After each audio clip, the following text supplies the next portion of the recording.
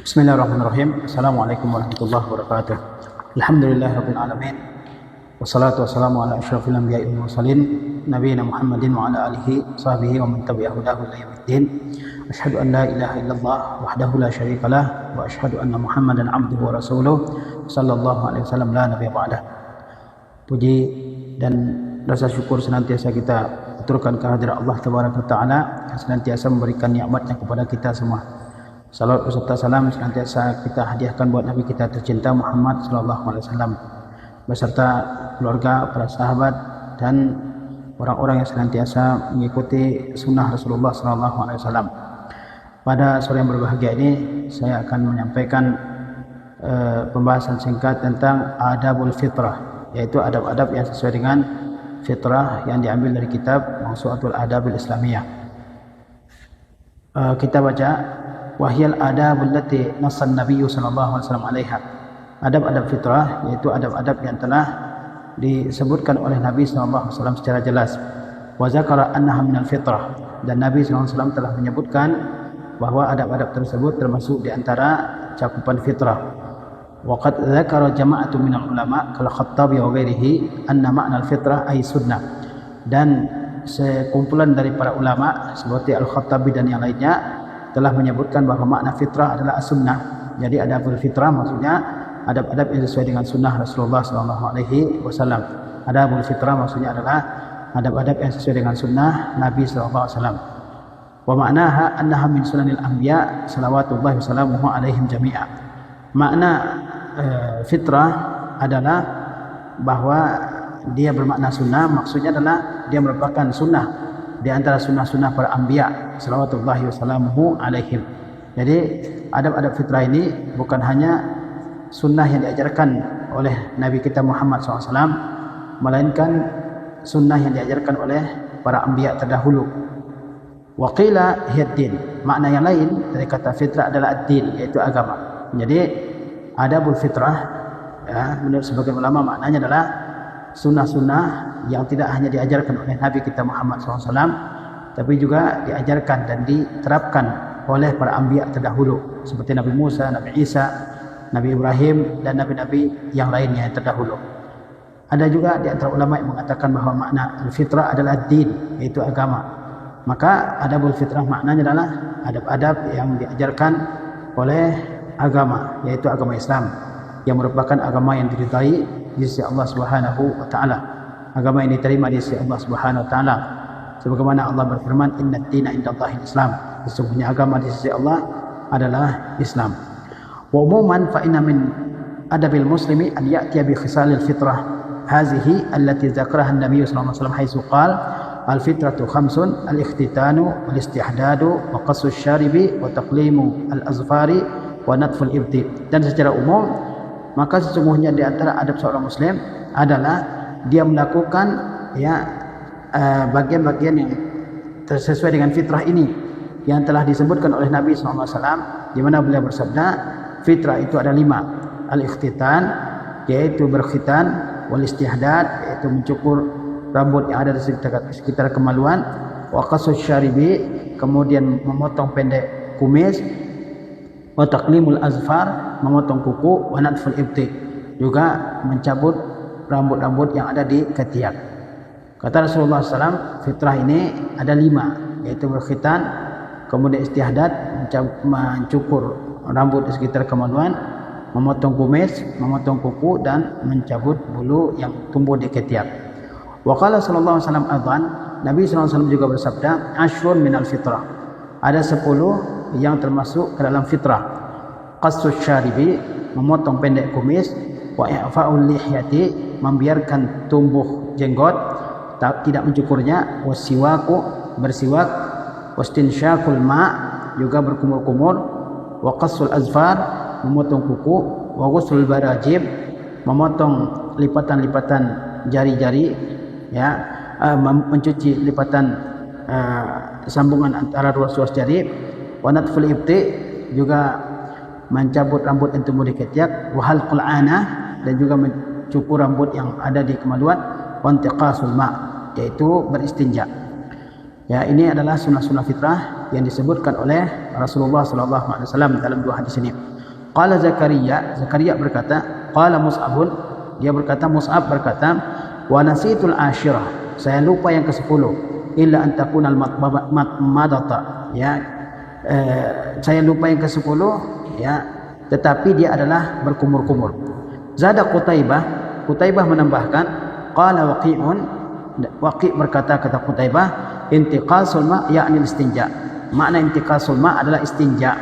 Makna intiqasul ma adalah istinja. Itu beristinja ketika buang air besar dan buang air kecil. Fa umurul fitrati hazihi la yasa'u ahadan minal muslimin tarkuha.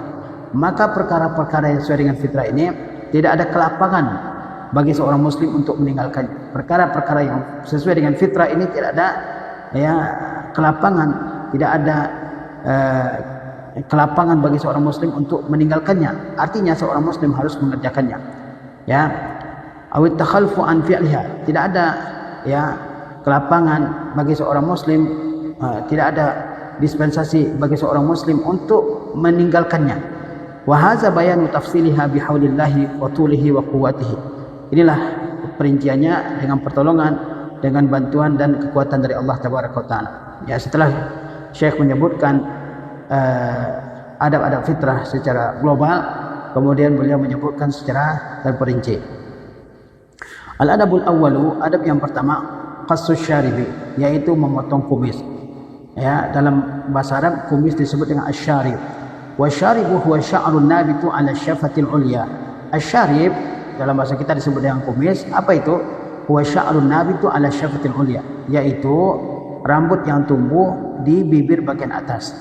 Rambut yang tumbuh di bibir bagian atas ini disebut dalam bahasa Arab dengan asy-syarib. Wa amma janibahu fahuma sibalan. Adapun bagian pinggir dari asy-syarib itu disebut dengan sibal. Jadi kumis dalam bahasa Arab disebut dengan syarib, sementara, ya, kumis yang tumbuh di bagian tepi kedua bibir atas itu dalam bahasa Arab disebut dengan sibal, ya. Wa warada kadzalika bilafzil ikhfa, wa warada kadzalika bilafzil ihfa wal inhaq wal jaz, ya. Di samping disebutkan dengan kata qas, yaitu memotong, disebutkan juga dalam hadis yang lain dengan kata al-ihfa. Al-ihfa itu yang memotong dengan pendek, wal inhaq yaitu memotong dengan sangat pendek, wal jazzu yaitu memotong, wal akhzu mengambilnya. Jadi diperintahkan untuk memotong kumis, ya, yaitu memotong dengan sangat pendek. Wa qad ikhtalafa al-ulama fil murad bizalika. Para ulama telah berbeda pendapat mengenai hal tersebut, yakni mengenai memotong pendek kumis ini. Fa minhum man ra'a jazzahu bi shiddatin hatta yazhara bayadul jildi. Di antara mereka ada yang berpendapat bahwa makna memotong kumis itu adalah mencukurnya atau memotongnya dengan sangat pendek hingga kelihatan putihnya kulit, ya. Wa minhum man ra'a al-maqsudu al-mubalaghatu fi qasihi. Ada juga yang berpendapat bahwa yang dimaksud dengan memotong kumis itu adalah, yaitu bersungguh-sungguh dalam memotongnya, yakni memotongnya sangat pendek, ya.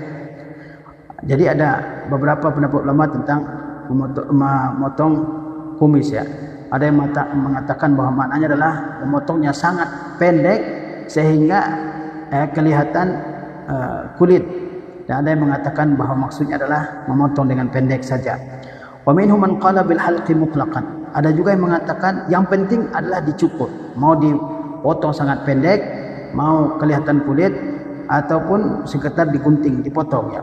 Wa huwa dhaif, namun ini adalah pendapat yang lemah. Wa minhum man zahaba ila annahu yu'khaz min atrafihi ma nazala min asyifati.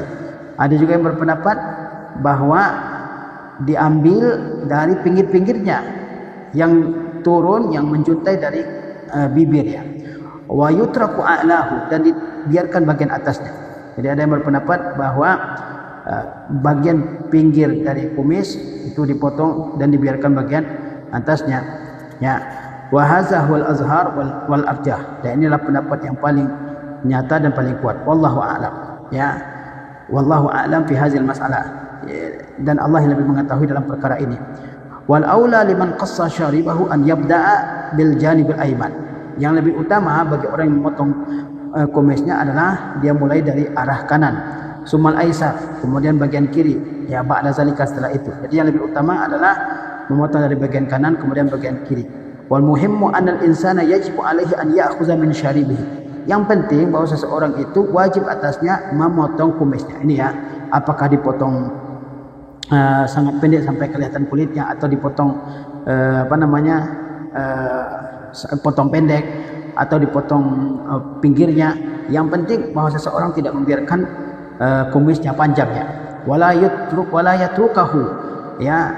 Wal muhimmu anal insan yajibu alaihi an ya'khudha min syaribihi. Yang penting bahwa seseorang manusia dia ya mengambil, yakni memotong kumisnya. Wala yatrukahu hatta yatula, dan tidak membiarkannya sampai panjang. Tidak boleh seorang muslim membiarkan kumisnya sampai panjang ya. Sampai panjang tidak pernah dipotong, ini tidak dibolehkan.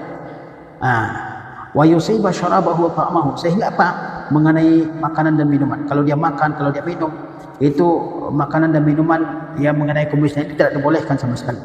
Wa yasira syabihan bi ulaikal majus, dan dia mirip dengan orang-orang majus, au birruhban, atau dengan para pendeta-pendeta dari agama-agama lainnya. Wa ghairihim min adiya'i zuhdi wa nahwih, atau mirip dengan orang-orang yang mengaku sebagai orang-orang zuhud atau dengan sejenis dengan mereka. Intinya bahwa seseorang memotong kumisnya, apakah memotong sampai kelihatan kulitnya atau memotong pendek atau memotong bagian pinggirnya, yang penting jangan sampai kumisnya dibiarkan panjang sehingga ketika dia makan, ketika dia minum, kumisnya tersebut terkena makanan dan minuman ya. Kemudian dia juga menjadi orang yang mirip dengan orang-orang Majusi atau dengan para pendeta di agama-agama lain. Wa aqsa fatratin yutraku fiha syaribu duna qassin 40 yawman. Ya, masa terlama dibiarkan kumis tanpa memotongnya adalah 40 hari. Jadi paling lama dibiarkan 40 hari. Ya. Fa an Anas qala, dari Anas dia berkata, "Wuqita lana fi qassi syaribi wa taqlimil azfari wa natfil ibti wa halqil anati an la natruka aktsara min 40 laila." Telah ditentukan waktu bagi kami, kata Anas, untuk memotong kumis, memotong kuku, mencabut bulu ketiak, mencukur bulu kemaluan, bahwa kami tidak membiarkannya lebih dari 40 malam. Jadi paling lama seseorang membiarkan kumisnya, membiarkan kukunya, atau membiarkan bulu ketiaknya atau bulu kemaluannya, itu paling lama adalah 40 hari, tidak boleh lebih dari itu. Ya. Qala An-Nawawi fi syarhihi ala sahih Muslim. An-Nawawi berkata dalam syarahnya terhadap sahih Muslim, makna hadis ini, la yatruku tarkan yatajawazu bihi 40. Yakni tidak boleh seseorang membiarkannya yang melewati 40 hari. La annahu muqita lahum at-tarku 40. Bukan berarti bahwa dibiarkan sampai 40 hari. Boleh orang mencukur ya sebelum sampai waktu 40 hari, tapi jangan lebih dari 40 hari ya. Waqad sabaqa tarafun minal kalami an hadzal adabi wallazi yalihi fi akhir adabi asy-sya'ri fal turaja. Ya. Sebagian dari penjelasan tentang adab ini dan adab yang berikutnya sudah disebutkan di bagian akhir dari adab-adab tentang rambut, fal turaja, maka kembali ke sana.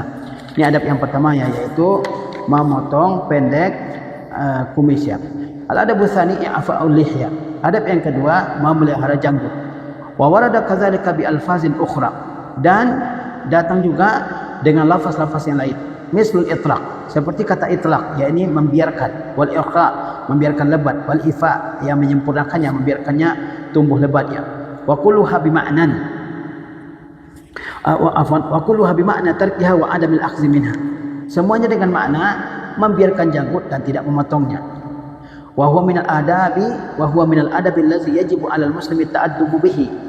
Dan dia termasuk di antara adab yang wajib dikerjakan oleh seorang muslim. Memelihara janggut termasuk di antara adab yang wajib dikerjakan oleh seorang muslim ya. Wa qad sabaqa siyaqu 'iddatu ahadits fi sya'nihi fi akhir adabi sya'ri. Dan ya, konteks pembahasan tentang memelihara janggut ini telah berlalu dalam pembahasan tentang adab-adab rambut.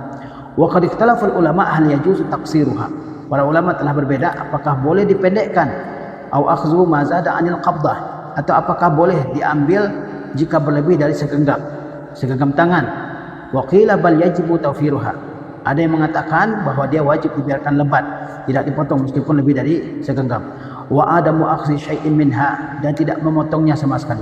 Wa huwal muwafiqu li zahiril ahaditsil amirati bidzalika, dan itulah yang sesuai dengan zahir hadis-hadis yang memerintahkan demikian. Wa qila idza talat wa fahushat fala tutrak li haddi syuhra. Dikatakan juga jika janggut itu telah panjang sangat dan sangat panjang ya, maka tidak dibiarkan ya, karena dikhawatirkan tertimpa penyakit syuhra. Jadi intinya bahwa seorang muslim dia memelihara janggutnya, tidak memotongnya ya, tidak memotongnya seperti yang kita lihat pada kebanyakan kaum muslimin hari ini.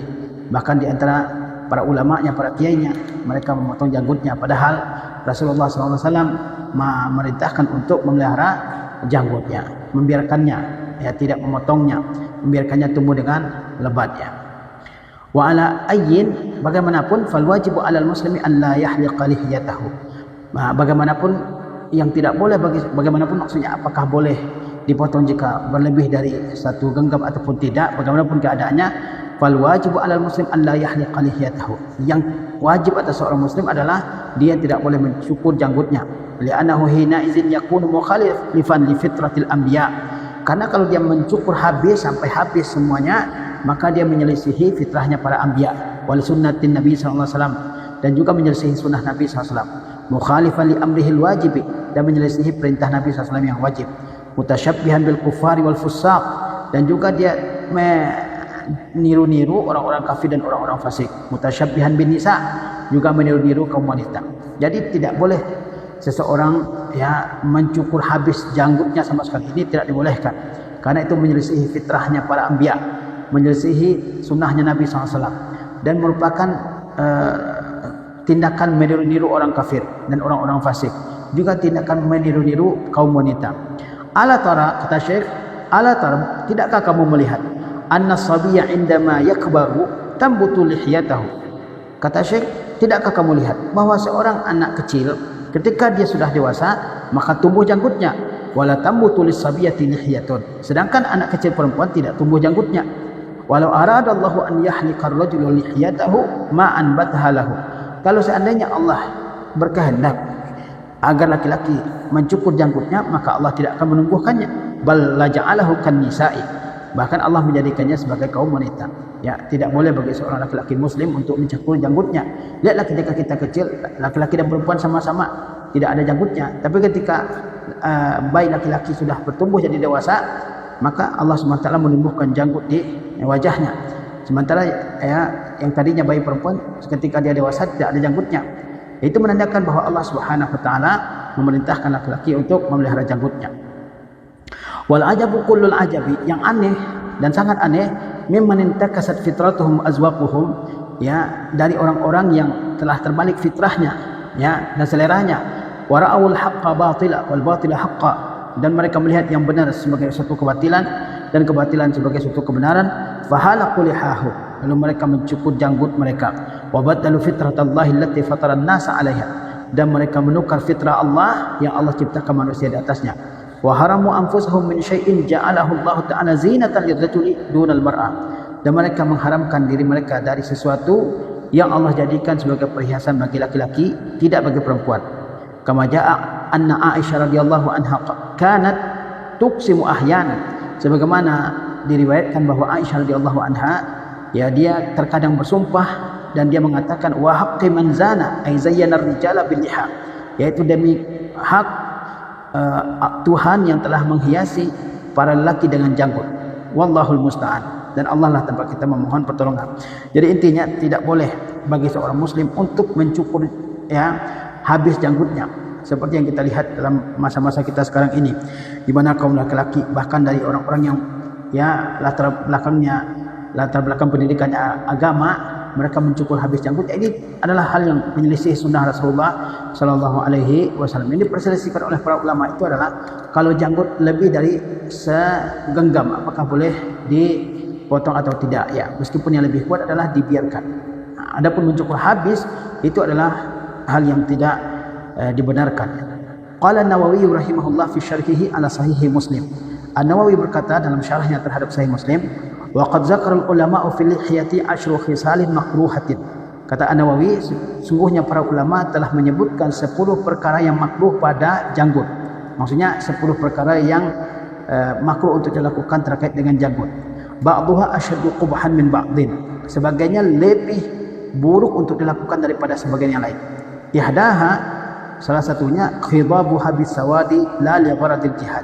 Yang pertama dari 10 perkara yang makruh dilakukan terhadap janggut, yang pertama itu mewarnainya dengan warna hitam. La li gharadil jihad, tidak dengan tujuan untuk jihad. Tidak boleh seorang mewarnai janggutnya sudah putih dengan warna hitam sedangkan tujuannya bukan untuk jihad. Tapi kalau untuk jihad boleh, ya, supaya musuh melihat bahwa orang-orang muslim ini adalah para pemuda yang kuat, ya. As-saniyatu, yang kedua, khidabuha bis-sufrah tashabbuhan bis-salihin la littiba'i sunnah.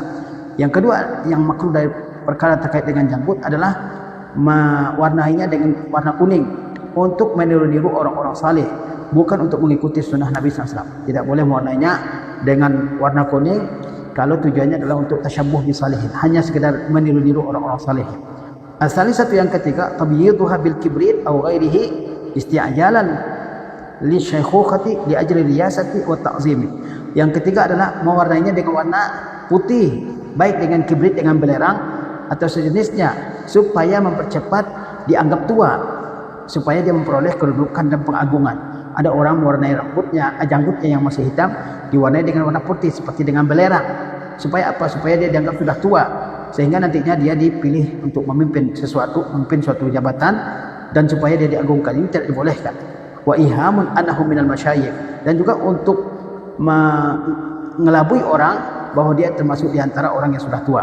Ini perkara yang keempat, ya, mewarnai janggut yang masih hitam dengan warna putih supaya dianggap tua, kemudian diberikan kedudukan, diberikan jabatan. Ini tidak dibolehkan. Ar-rabi'atu, yang keempat, natfuha aw halquha awwala tulu'iha, yaitu mencabutnya atau mencukurnya ketika dia baru saja tumbuh, ya. Itharan lil murudati wa husnu as-surati, supaya tetap dianggap muda dan supaya tetap ganteng. Ini tidak dibolehkan, yaitu ketika tumbuh janggut sedikit kemudian dicabut ataupun dicukur supaya tetap muda, supaya tetap ganteng, supaya tetap wajahnya muda, ya. Ini tidak dibolehkan. Al-khamisatu natfu syaibi, yang kelima yang dilarang, yang makruh terkait dengan janggut adalah mencabut janggut. Mencabut asyaib, yaitu uban. Kalau orang janggutnya sudah beruban, maka uban tersebut tidak boleh dia cabutnya. As-sadisatu tasfifuha taqatan fawqa taqah tasannu'an liyastahsinahun nisa'u ghairuhunna, yaitu merapikannya, membariskannya, ya, lapis demi lapis, ya, supaya apa? Supaya dianggap gagah oleh kaum wanita. Ada orang-orang yang punya janggut kemudian janggutnya dirapikan sedemikian rupa, diukir, supaya apa? Supaya kelihatan ganteng dan cakap di mata kaum wanita. Ini tidak dibolehkan. Yang ketujuh, azyadatu fiha wa naqsu minha, yaitu menambahnya, juga tidak boleh tambah dari janggut orang lain ataupun dikurangi, ya, dikurangi.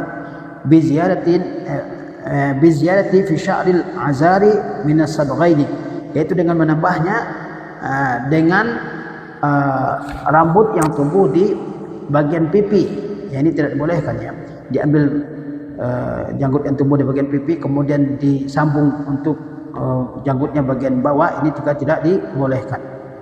Kemudian, ya, au akhdhu ba'dil azari fi halqi ra'si, ataupun mengambil sebagian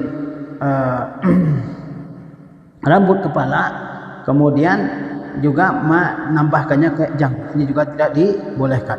Wa natfu janibail al-anfaqah, juga mencabut kedua bagian sisi al-anfaqah. Al-anfaqah yaitu rambut yang tumbuh di bibir bagian bawah. Ini tidak dibolehkan untuk dicabut kemudian dipasang di janggutnya. Wa ghairu zalik, dan hal-hal yang lainnya. As-saminatu tasrihu wa tasannu'an li ajlin nas. Yang kedelapan yang makruh terkait janggut adalah terus menyisirnya, ya, supaya kelihatan ganteng di mata orang, ya. Terus setiap sebentar nyisir janggut, ya, sebentar nyisir janggut supaya dia kelihatan ganteng di hadapan orang, ya. At-tasi'atu tarkuha sya'satan mulabbadatan izharan lisahadati wa qillatal mubalati bi nafsihi. Yang kesembilan perkara yang makruh terkait janggut adalah membiarkannya aut-autan, acak-acakan, ya, tidak disisir. Mulabbadatan yaitu kusut, Supaya apa? Untuk memperlihatkan kezuhudan dan untuk memperlihatkan kurangnya perhatian terhadap dirinya, karena supaya dia dianggap rajin ibadah, banyak ibadah, sehingga dia kurang mengurus dirinya, ya, sehingga rambutnya dan janggutnya dibiarkan acak-acakan. Ini tidak dibolehkan. Seorang muslim harus merapikan baik rambutnya maupun janggutnya.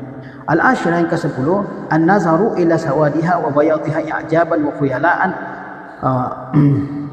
wa gharratan bisyababi, yaitu memandang kepada hitam atau putihnya janggutnya dengan makna menyombongkan diri, supaya juga memperdaya anak-anak muda, wa fakhran bil masyibi, dan juga supaya membanggakan ubannya, wa tatawulan ala syababi, dan supaya untuk menyombongkan diri di hadapan anak-anak muda.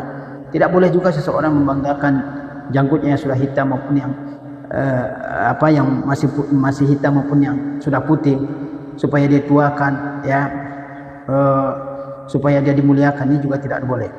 Al-hadiyata asyarata yang ke-11, aqduha wa dhafruha. Tidak boleh juga mengikatnya dan menjalinnya, ya, seperti yang kita lihat, ya, di sebagian kawasan mereka sengaja janggutnya dijalin, ya. As-saniyata asyarata yang ke-12, halquha, yaitu mencukurnya. Tidak boleh sama sekali, seperti yang tadi telah disebutkan. Illa iza nabata lil mar'ati lihyatun fayustahabbu laha halquha, kecuali kalau perempuan tumbuh janggutnya, ya, kalau ada perempuan yang tumbuh janggutnya maka dianjurkan untuk mencukurnya, ya. Ini adab yang kedua terkait dengan adabul fitrah, yaitu memelihara janggutnya. Al-adabul salisu, adab yang ketiga, asiwak, yaitu bersiwak, dan ini sudah diterangkannya. Ada tempat-tempat di mana siwak ini dianjurkan, ya, ketika wudu, ketika akan sholat, ketika akan masuk rumah, juga ketika bangun dari tidur pada tengah malam, maupun ketika bau mulut berubah, ya, maka dianjurkan untuk bersiwak, ya. Al-adabur rabi'u, adab yang keempat, istinsyaqul ma'. Apa itu istinsyak? Wa huwa min af'alil wudu. Istinsyak termasuk di antara perbuatan-perbuatan ketika wudu. Wa illam yakun mukhtassan bihi, meskipun istinsyak ini tidak dikhususkan hanya pada waktu berwudu. Wa fihi nazafatun wa tathhirun, dan dalam istinsyak ini terkandung nazafah, kebersihan, wa tathhirun, ya, kesucian, ya, atau upaya untuk mensucikan, lil anfi, ya, bagi hidung, minal awsakhi, dari kotoran-kotoran. Iza stansyaka wastansara, apabila dia istansyak, yaitu menghirup air ke dalam lubang hidungnya, wastansara, kemudian menyemburkannya. Istinsyak yaitu meniup air, menghirup air ke dalam pangkal hidung, ini disebut dengan istinsyak, ya. Tujuannya apa? Untuk kebersihan hidungnya. Kemudian istinsar adalah menyemburkan air yang ditarik ke dalam hidung tadi, itu disebut dengan istinsar, ya. Fa amal istinsyak fa huwa isalul ma'i ila aqsil anfi bin nafasi.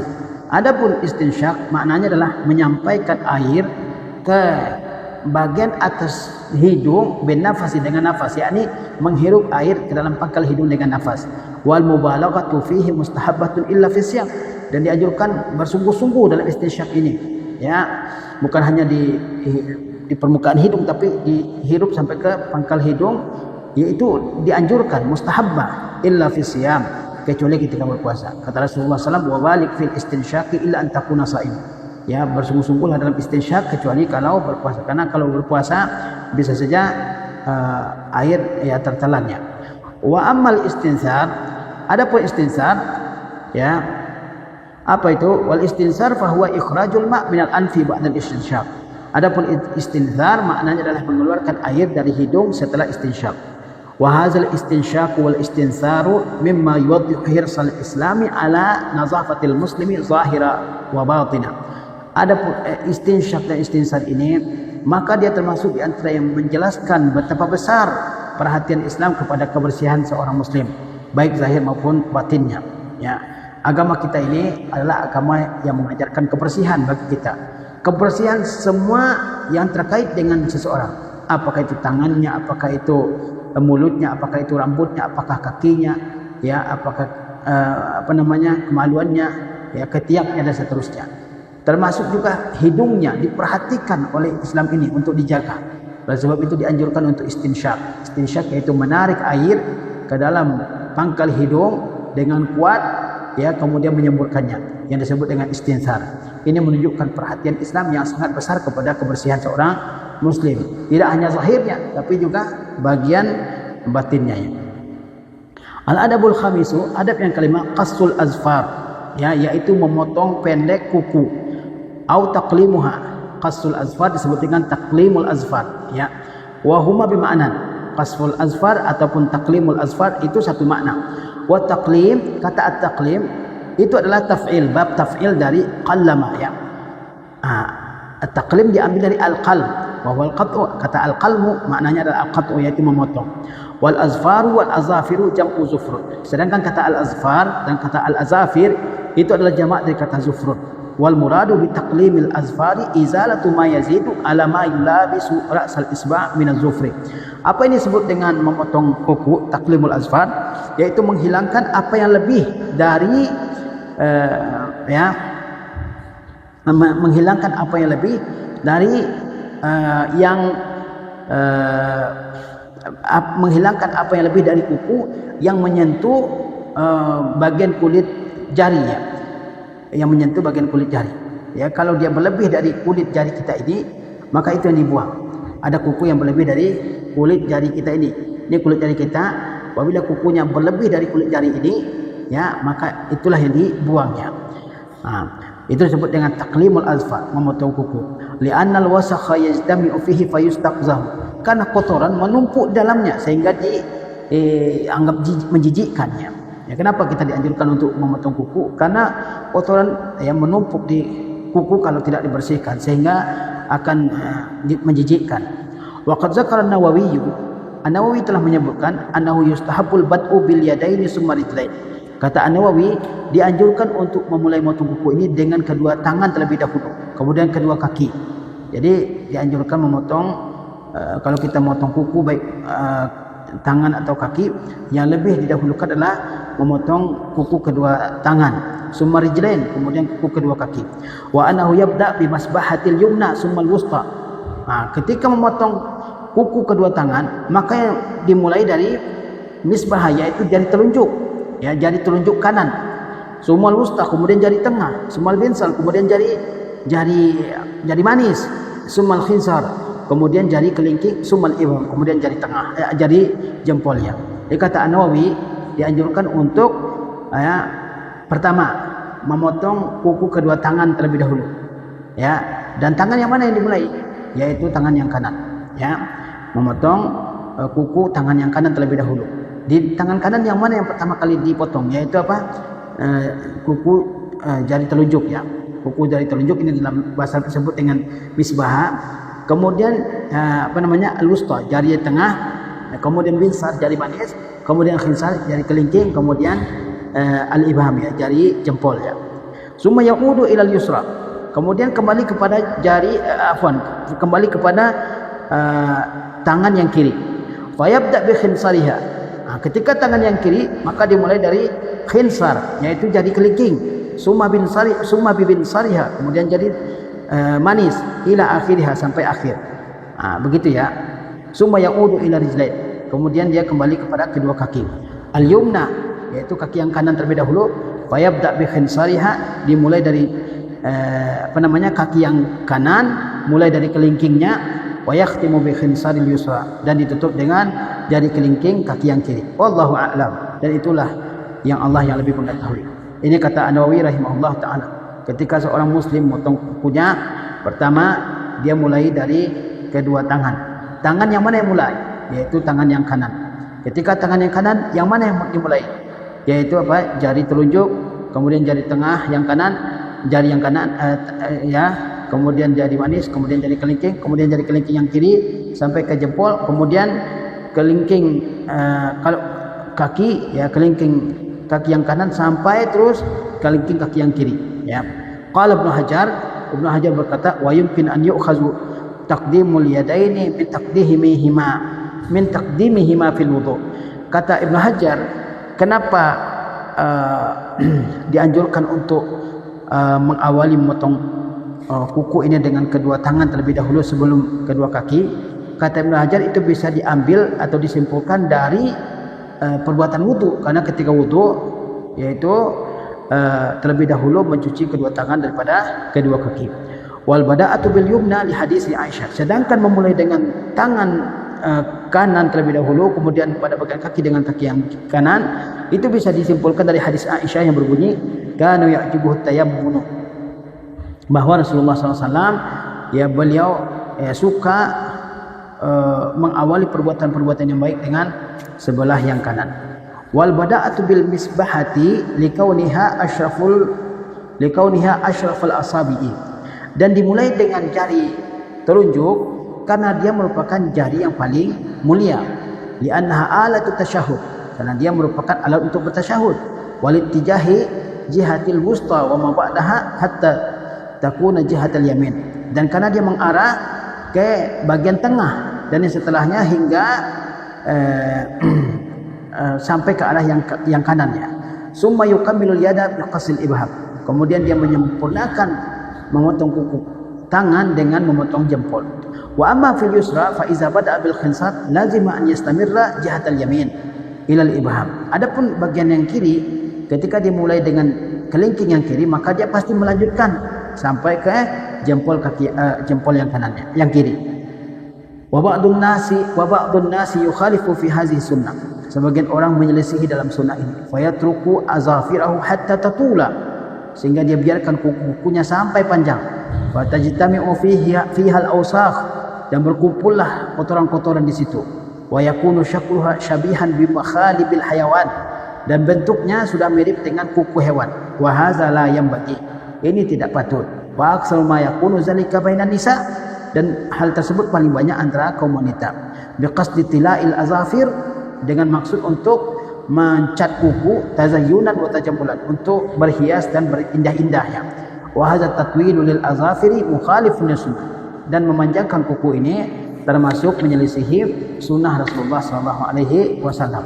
Jadi intinya kita motong kuku ya, biar bersih, sehingga tidak ada kotoran yang menumpuk di kuku tersebut. Ya kalau bersih ya, maka itu menyerupai makhalibil hayawan, yaitu kuku binatangnya, sehingga tidak patut untuk dilakukan seperti itu. Seorang muslim hendaklah melakukan sunnah Rasulullah SAW. Yang sesuai dengan sunnah Rasulullah SAW adalah memotong pendek kuku, baik kuku tangan maupun kuku kaki ya. Ini juga perlu diperhatikan. Sebagian orang hanya memperhatikan untuk memotong kuku tangan, sementara kuku kakinya panjang seperti cakar hewan ya, bahkan juga mungkin bisa melukai orang atau melukai dirinya sendiri ya. Ini juga tidak sebaiknya tidak dilakukannya. Al-adabu sadisu, adab yang keenam, ghuslul barajim, membasuh al-barajim. Al-barajim adalah ruas pertemuan ruas jari ya. Wal barajimu fathil ba'i wa bil jim ya. Kata al-barajim dengan fathahkan huruf ba wa bil jim, dan dengan mengkasrahkan huruf jim. Jam'u burjuma adalah jamak dari kata burjuma. Al-barajim adalah jamak dari kata al-burjuma.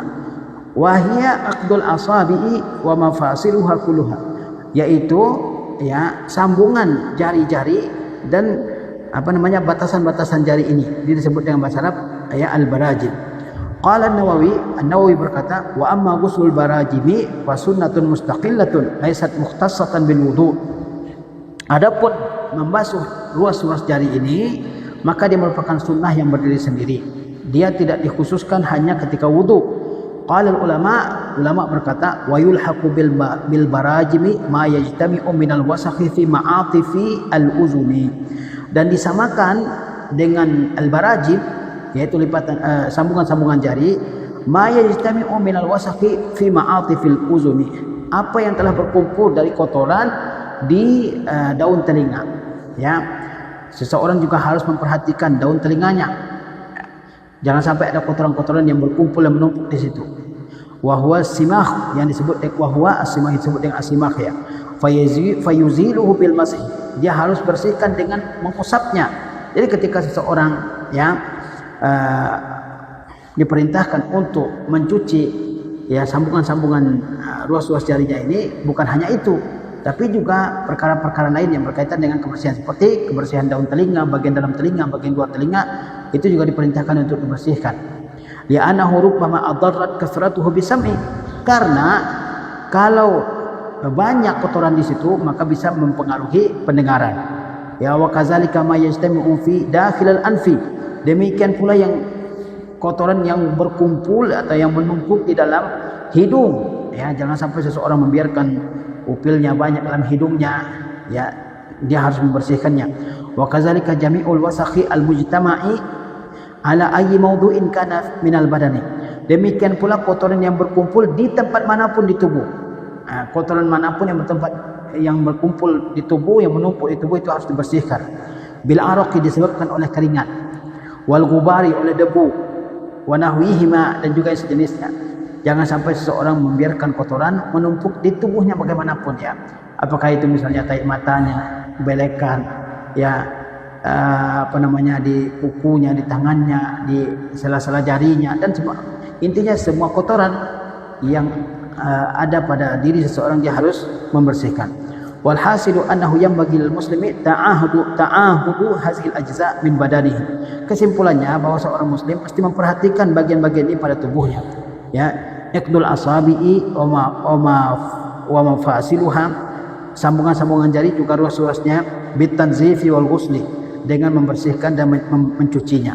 Ya, sebagaimana telah diterangkan. Barangkali ini bisa kita sampaikan dulu pada kesempatan yang berbahagia ini. InsyaAllah kita lanjutkan pada kesempatan yang lain.